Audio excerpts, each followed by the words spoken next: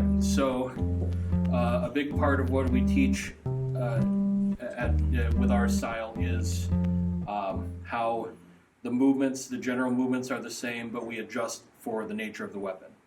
So we showed single stick earlier, double stick versus single. We're working in the same kind of quadrants, but we are changing it for the nature of this weapon. We have edges and a point.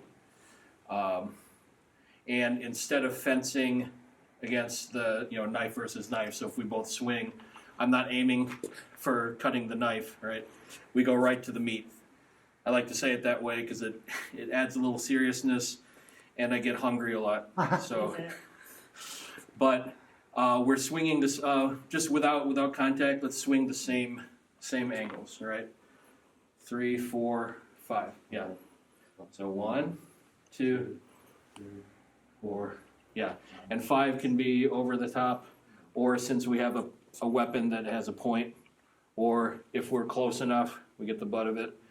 Of course, changing grips. We play with all that different stuff, but nature of the weapon. That's the main idea. So, since we start with the idea of deflecting with the stick, that's where we transfer for the knife. So let's move a little closer. So knife range check. All right. So he feeds 1 instead of going for. Go ahead. Instead of going for the knife, I'm going for the meat. So feed 1. I can even use the same ideas of movement, of footwork and movement. Let's try that again. So 1, 2, 3, 4. And this is, for the sake of understanding principle, we're doing this 1 for 1. Strategies change based on the weapon and the distance. I understand that, but for the sake of learning and the progression of things, we start more 1 for 1. So let me feed you back. Same deal, we're going for the deflection. Pass. Yeah, you're still cutting, but we're going 1 for 1 with the stick ideas. Good. Okay, one more time here. 1, 2, 3, 4. Yeah, I can do. So we have angle 5, but for us, if we move, it turns it into another angle. So if you stick me 5, ready? I'm dead. All right, I could come down exactly 5, just on top. Or if I move to the inside, it's like I'm defending over here. If I move to the outside, it's like I'm defending down here. So a lot of times our answer to angle 5 is to just move and change it to another angle. Although sometimes we're in situations where you can't. That's where we come up with other stuff.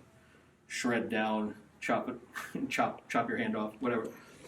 So 1, good. 2, good. 3, 4, good. Good.